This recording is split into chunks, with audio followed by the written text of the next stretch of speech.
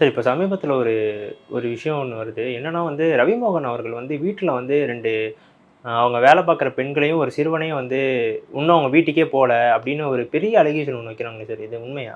ஆக்சுவலா செய்திகள் ம். வருதுங்க. இப்போ நம்ம வெளியிலேருந்து ஒரு விஷயத்த பார்க்கும் பொழுது, ஒரு சார்பு நிலை எடுத்துர்றோம்.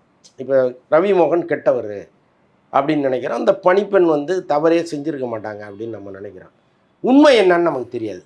இல்லையா? இப்போ வீட்ல ஒருத்தர நம்பி பணி செய்ய விடுறாங்க. அவங்க ஏதோ ஒண்ணு எடுத்துடுறாங்க, காணாம போயிருது அப்படின்னு நினைக்கும் பொழுது, அ ஒண்ணு காவல்துறை உடனடியா வர வச்சு ஒரு ஒப்படைச்சிருக்கணும். இவ்வளவு நேரம் ஏன் டிலே பண்ணாருங்கிற ஒரு கேள்வி அதில இருக்கு. ஒரு ம். ஒரு மகனையும், ஒரு தாயையும் அவ்வளவு நேரம் உட்கார வைத்திருப்பதுங்கிறது பொருத்தமில்லாத ஒரு விஷயமா இருக்கு. பட் அவர் வந்து இல்ல அவசரப்பட்டு நம்ம போலீஸ் ஸ்டேஷன் போக வேண்டாம்.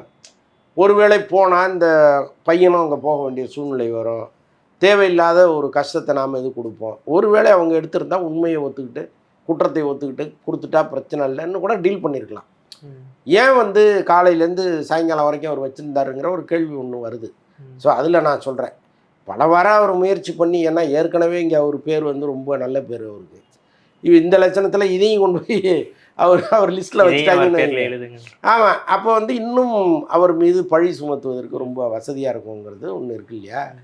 அப்ப இத இத முடிஞ்ச அளவுக்கு பிரச்சனை இல்லாம தீர்த்துருவோம். போலீஸ் ஸ்டேஷன் போகாம தீர்த்துருவோம்னு அவர் நெனச்சிருக்கலாம். ம். அப்படிதான் நான் அத பார்க்குறேன்.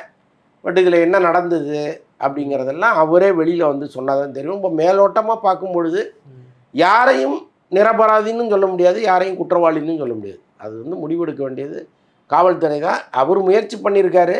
காவல்துறைக்கு போகாமலே சால்வ் பண்ணிடலான்னு. அவரு கைமீறி போகும்பொழுது காவல்துறைக்கு போனதா ஒரு தகவல் இருக்கு.